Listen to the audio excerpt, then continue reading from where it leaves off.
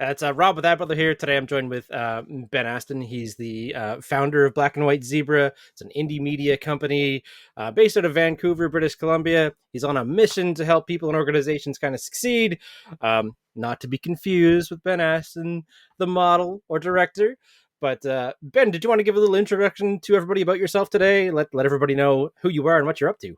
Yeah, thanks, Rob. And thanks for having me on the show. And yeah, I guess I lead the company at Black and White Zebra. We've been going officially since really 2012 was when we started, and we launched our first website, which was the digitalprojectmanager.com.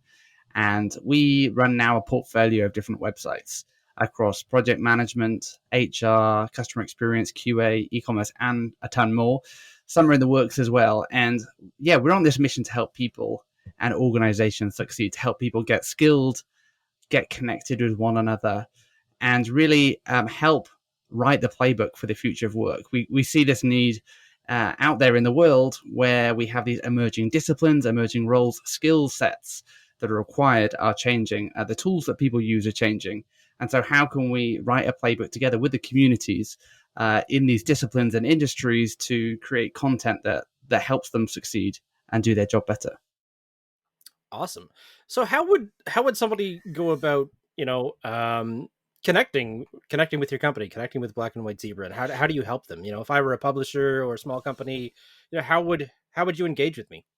Okay, so yeah, to kind of explain what's going on here, we've got a slightly interesting business model. So BWZ, Black and White Zebra, so BWZ.com is our company name. Within that company, we have a portfolio of web properties. So one of our web properties that I talked about is the digitalprojectmanager.com. And so on the digitalprojectmanager.com, we have membership, we have training, and we have coaching as well. We have courses, many courses that people can buy. And then we also monetize through advertising. And so we have this multifaceted approach to monetizing the content that we are creating. Gotcha. And I will 100% get to the monetization part in just a minute because, obviously we're an ad tech company. I have so many questions, which it's going to lead into a little bit of a further conversation shortly. But what do you find right now is kind of that portfolio of sites that you have? What's kind of the bread and butter, or the one that you find that's getting the most traction right now in the market? Is it the project management? Is it like culture based? What do you find? So the Digital Project Manager we launched in 2012, and it was a side project for me for 6-7 years.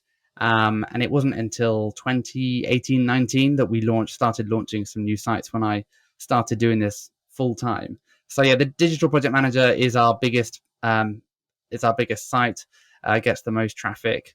And then the kind of next up and coming site is a site called peoplemanagingpeople.com.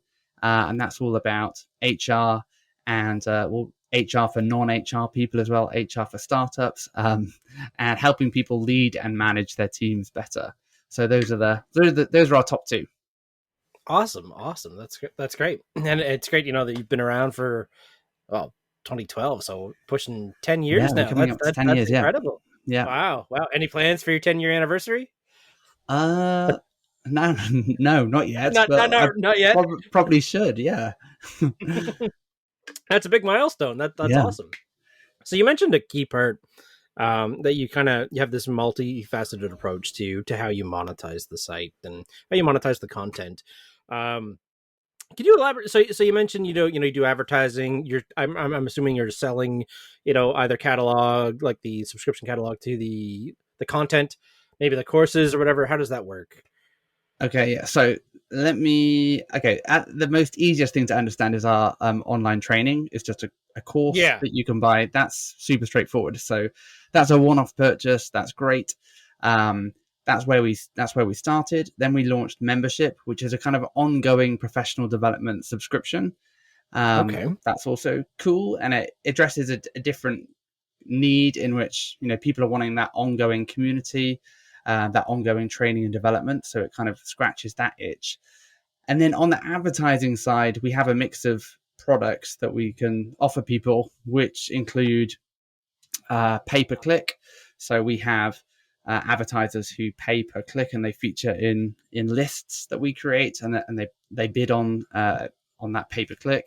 We have pay per lead. We collect data from people and then sell those leads. And we've just launched intent data as well. So we've got Oh, three that's products exciting. in the advertising mix, as well as display ads as well. Awesome, awesome. Yeah. So, do you you say display ads? I'm really intrigued by that as well. So one of the things that I kind of wanted to talk about, and I think might resonate a little bit with you, is like a subscription model versus an advertising based model. And I find um, I just recently I was talking to a game development company as an example, so a little different vertical, but um, they dabbled in the this world of, hey, you know, we have a game here that's free to play with ads. Right. You can pay to unlock X levels and whatever, and pay for the full game.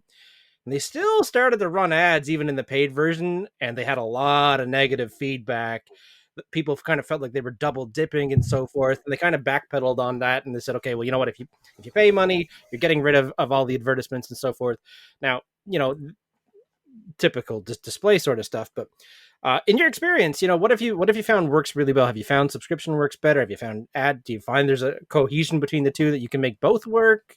Yeah, we're making both work, and I think we are at the forefront for us is um, a really good user experience, and Mm-hmm. and I think yeah, the challenge is yeah how you balance monetization with user experience, and how do you make sure you're not stuffing too many ads in. So yeah, we don't use standard ad units. We create our own custom ad units, Mm-hmm. which integrate more seamlessly with the content in the page. Um, so we don't have like an MPU on the site or a leaderboard on the site, or Right. we don't have the standard formats. What we do is we have these. It's kind of inspired by native ads. I don't know if you know those guys. Very familiar. Yeah. Yeah, so they've got some really cool formats. It's just like, hey, you can have your logo, a background color, and a line of text, and it's CTA, and the call to action that you want. And that's all you get. Like, take it or leave it. Um, and we have like some takeover um, collateral as well, but by and large, we try and make the site look nice, and we actually the interesting thing about our display ads and this style of ads is the click through rate is so high um, that we are then we're able to sell it for quite a lot, because it's not just it's become a lead gen tool as well as, I mean, typically like display ads, um, there's a brand piece that people are doing it for, right? They just want to get their brand in front of people. Everyone Exactly. knows that the click-through rate's going to be poor. But what we're finding actually is that people are buying it as a lead gen, and it's performing super, super strongly. So it's interesting, but by and large, the kind of overriding principle is, okay, well, is this going to impact the user experience negatively? If so, we would rather not make the money and try and build our audience, because that's more sustainable in the long term than turning people off by sticking too many Right. ads in there. Yeah, absolutely. And that's music to my ears, right? User experience is a big thing. So I love the fact that you guys kind of stick to that mantra, as it were. That's super cool to hear. I'm really intrigued, you know, to hear that you have such a high click through rate and so forth on your display ads. Um, what's your audience like? Is it so? I'm guessing, you know, people that are coming to the site, they know what they're looking for. They're looking for project management. They're looking for these courses and so forth. So I'm guessing you have a little bit of a niche audience that way. Your advertisers that are then, you know, and you mentioned, I do want to circle back to it, but they're buying that ad space. Um, do they are they selling a product per se? Are they running Yeah. like brand awareness campaigns? Are they typically trying to sell like how Yeah, does that work? so an example, so three of our biggest advertisers like would be Monday.com, Smartsheet, and ClickUp. So they're project management software, and Perfect. our audience is obviously a bunch of project managers who lead and manage projects and trying to get better and trying to get tooled up to deliver their projects better. So our our advertisers know they're talking to the right people. these guys might not be the decision makers to be okay. They're not necessarily the ones that get the sign off on the budget to buy the tool, but they'll certainly be the ones that will recommend the tool and try and push that through. So yeah, and that's really part of the what makes our advertising so effective is the fact that we've niched down so obviously for our advertisers. So it's like, yeah, well, it makes sense to advertise on the digital project manager because we're a project management tool. We should be there. So there's a brand piece, there's a lead gen piece that Absolutely. ticks both boxes. Shout out to ClickUp, by the way. We use that here internally as our Oh yeah, project management tool and love it. Absolutely awesome, love it. So awesome. it's a big shout out. Didn't find it through your website, unfortunately, but shout out to ClickUp. So I got to give credit where credit is due. That platform is amazing. Awesome, awesome.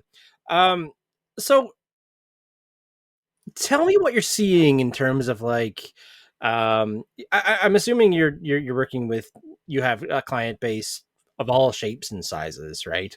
Um, you know, in the in the advertising world, we work closely with publishers, right? Now that could be online news publications. What we call a publisher really is anybody that's showing ads on their site at the end of the Right. day, right? It just happens to be a lot of them are news publications or retailers or things like that. Um, is there any sort of like trends in the market or any like recommendations you'd give to, or maybe like business development tricks that you would recommend to maybe smaller publishers right now who are maybe up and coming? Where should they spend their money? Where should they not spend their money? What should Yeah. they do right now? Right? Um, Do you yeah. know? I think the most effective thing in the early days for us in selling ad space was the process we went through honestly was we started off by using ad networks because Yep. there are some ad networks out there that um, will, obviously AdWords, you can get AdWords on most sites and you're not going to get paid very much money, but it will give you an idea of who you can just see who those advertisers are who are advertising using those display ads. And then what we did was then start contacting those people. So like, oh, Monday.com are advertising on our site. We should contact them directly and get them to advertise on our Awesome. site. And so as part of that, the uh, really important part of the process was building a media kit. And Mm. there's obviously a ton of indie media publishers out there, people who are writing content, but why should an advertiser take you seriously? Why should they take your publication seriously? And I think a big part of it comes down to the media kit that you share with advertisers and just having a really good understanding of what you're selling, the value you're able to deliver, and being really clear about what the options are and not making it too complicated. Because yeah, what was game changing for us was forming direct relationships with advertisers rather than going through ad networks, because Right. just the amount that you're going to get paid is a whole lot more. But in order to do that, you need to be able to put on a much more professional face and get people to Absolutely. believe in your product. Yeah. Yeah. No, that's I see that time and time again, right? It's um, not necessarily a chicken and an egg scenario, but people come to us and they're like, we have this site, we've got great traffic, we monetize with the network. How do we make more money? Then it's a matter of, okay, well, yeah, we could reach out to these brands individually and build and foster that relationship. And then all of a sudden they're like, okay, well, they want to get detailed statistics or they want to know about your audience or what they can run and things like that. And you're absolutely right. A media kit, it's often one of those things that people kind of forget, or they don't prepare beforehand, and then all of a sudden when they get there and they're like, wow, if I had a really good media kit, that would save that, or a sales deck or something along those lines would Yeah, have saved them a ton yeah, of trouble. yeah, Yeah. and just including in there some like just I mean, it's basic things, but yeah, what is your traffic? What is the dwell time? What is the expected click through rate? And then I think being able to sell people campaigns and being able to say, hey, look, give us $10,000. You can expect this many views. You can expect this many clicks. And then the conversion rate, well, that's down to you. And you need to make sure that your landing page is up to scratch. Exactly. Um, Otherwise it's not going to convert. And I think that is one of the challenges with whenever you're selling advertising, is that people who are buying that advertising can be quick to point the finger and say your audience isn't very Oh, good and Absolutely. you don't know your traffic's not worth it. And Yeah. what being able to turn around and say, I think that this is why case studies are important for your media kit as well. Like, hey, we typically get conversion rates of 8 to 10%. Like knowing that number, this Yeah. is what we typically get, allows you to be able to go back to people when they say, hey, this isn't converting, and say, well, let's look at why that might be. Like, is the messaging on the ad, does it match what's on the landing page? Is the intent carried through and being delivered on? And often Yeah. it's just lazy marketing that's resulting in it not working. Yeah. Sometimes that is the case. I'm really intrigued. So you say you have like maybe like a marketplace or a portal where they can go in and they can buy the ads on your site and so forth. How did you get? So you started with an ad network. You're at a situation now where people can they essentially log in and buy that ad Yeah. space without having to talk through a Oh salesperson. no. Yeah. It starts with so we get a lot of inbound inquiries because people are searching for stuff.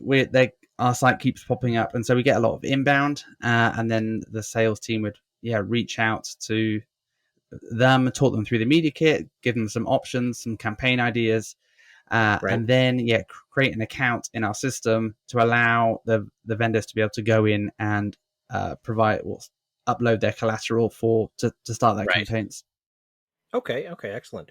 Um, are there any that you find? So are they able to then manage the campaigns themselves at that point, like change their creatives, like creative control, quality control for you managing the content on your site? Because as a publisher, you have to make sure that everything that's running on the site Yeah. is cohesive. It works with your audience. What kind of oversight do you kind of run there? Yeah, we do gate it quite heavily. So there's an approval process. Sure, you can go in and change it, but then we have to approve it before it Right. gets changed. So yeah, the gating is important for SEO, for user experience. Like if you give advertisers complete control, and we've learned this lesson, like they will find funny ways of doing silly things, and yeah, they will find the bugs in your system, and find workarounds and do things that aren't very helpful. So that's why we introduced the gating process, so that we get to look at things and make sure that we maintain the integrity of the publication, without advertisers wrecking it. Makes perfect sense. Yeah, it's funny. I've seen the same thing here on our platform with publishers that use our self-service solution. I always, like, 100% of the time, put some sort of approval process in place, because there's nothing that says a disgruntled employee at the end of the day can't log in and schedule something, and now all of a sudden it's panic mode on a Friday afternoon because there's an ad running on the site that really shouldn't be there. Yeah, We've run into that from time to time. So yeah, it's good to hear that that was a learning curve for you guys as well. yeah, definitely. Yeah. Um, so have you had any feedback from your viewers and your readership, that pay for this subscription based model? Has there ever been, complaints or concerns or anything that, hey, the advertising is intrusive even though we're a paying member? So the reason I ask is, it's a hot topic right now. Right. No doubt, if you're not living under a rock, there's a potential that Netflix might be going with a ad supported model, right? Yeah. Which is really intriguing. I don't know, how that's going to work out. But it's obviously it's kind of put it on the radar for a lot of people, and I'm curious to hear just kind of from other people in the industry. You know, would you rule out advertising if they went to a subscription model? It sounds like you're kind of doing a mix of both, and it seems to be working. Maybe that's because of the audience. But Yeah. advice for other publishers or other companies. What do you think? What do you see there? Yeah, I think it's a delicate balance. I think again it comes down to where we started, like user experience. I think we haven't had a ton of complaints about our ads, and I think part of that is because they don't look like ads. A Right. lot of the time, they're not traditional ad formats. And the relevancy too, I suppose, right? Like if Yeah, people are there looking for project, like they're there obviously learning about project management, and they see a project management tool, you might even brush that off as being like, oh, this is something they recommend or it's a promoted product, yeah. and you don't really treat it the same as an ad, right? So I guess that does make sense. Yeah, yeah. It's going to be really interesting to see where that market goes. Like I think Netflix is going to be a big driver in this. They've lost, I think it was like 20,000 subscribers this year for the first time ever in 20 years. Um, you know, I don't know whether or not they decide to go the ad revenue or the ad supported model. Would be really intriguing to see because then I feel like we're just stepping backwards and going back to old school TV, right? But who Yeah, knows? I think Who knows? the other interesting part in this is like paywalls. Um, Yeah, and yeah, membership and paywalls are often kind of conflated, but yeah, our goal really in the publication is creating content so good that it's worth paying for, whether or yeah, not that is through training, through membership, through something. If we're creating fundamentally really good content, like content so good that you would pay for it, then it gives us a whole bunch of options. I And love it. I think the danger can be when you end up just chasing, creating a user experience that's just driving page views and trying to increase ad views, and with a diminishing user experience, or just posting like content because you're just um, trying to publish more stuff to get more pages to get more views. Ultimately, you want return visits and you want to create a sustainable long-term business, which might be slower, but I think it's ultimately more rewarding. Oh, absolutely. I completely agree. I've got one last question because it's something that I kind of face quite frequently here in the advertising space. Um, ad blockers. As a publisher yourself, you have advertisers paying for this ad spend. Have you had any issues with ad blocker? Do you notice like revenue decreases with ad blockers? Are you circumventing ad blockers by any shape or form? There are ways obviously to get around.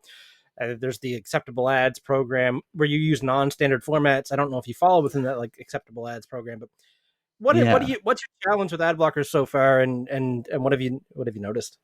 yeah. I mean, we're kind of flying under the radar because we we're not part of the acceptable ads program.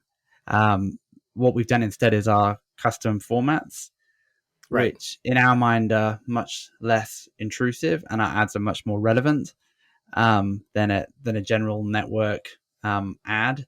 So yeah, we haven't had a problem with ad blockers, and that's because they are not coded as ads. Um, right. they are they're just They're essentially they're like part of the content on content. your Yeah, page, right? Yeah, yeah. And that's what we noticed too lately. There's been a obviously I think the last numbers was like 30 or 40% of the people using Google Chrome use like AdBlock Plus yeah, or some sort of ad blocker, yeah. I right? do. Yeah, Which that can be yeah, I mean I work in ad tech and I use it for troubleshooting, sure. Right? I so there are a lot of publishers out there losing money to ad blockers, and they kind of have this like acceptable loss, right? Um, it's interesting that you say it's a part of the site because that's usually what we recommend as well. Now, it sounds like you're doing something kind of proprietary, but essentially, yeah, running it as like a server side ad or having it as content in the site. So yes, it's an ad. Yes, it's a sponsored post, but it's not coming from like a third party script, or it's not coming from something external exactly. that an ad blocker recognizes. Yeah, is kind of crucial. So it's really really good to hear that you guys haven't been caught or flagged or anything. Hopefully that keeps up. I Not think yet. having the niche audience helps too, right? Yeah, Um, definitely. if you were to just start throwing random ads from AdSense or something on there, yeah, you might kind of Yeah, that's tick not going to off the work. user Yeah. base a little bit. Exactly, exactly. Awesome. Awesome. So before we end here, because I know we are kind of coming up on time, tell us what your future looks like. What's on the horizon? If I were to, I'm a big fan of the show Hot Ones. I don't know if you've ever watched it No, I on haven't. YouTube. Oh, it's really good. They have this wing challenge where they interview celebrities and they go through eating hot wings from like a mild hot wing to like the hottest hot wings in the world. Anyways, and they always end the show with like they roll out the red carpet to the guest. What are you guys doing? You have a few minutes to talk about what you guys are doing in the future. I want to roll that out to you as well. Yeah. What's on your radar? What's coming up for Black and White Zebra or your other projects? Yeah. So A little bit. I think Sell your on the radar for us is we've just announced an acquisition we made, which was congrats. crossdesk.com, which is a software comparison site portal, and they have some ad tech that that we've acquired, and we'll be rolling out across our portfolio of sites. So that's super exciting. It means we can retire our old tech and bring in some new stuff.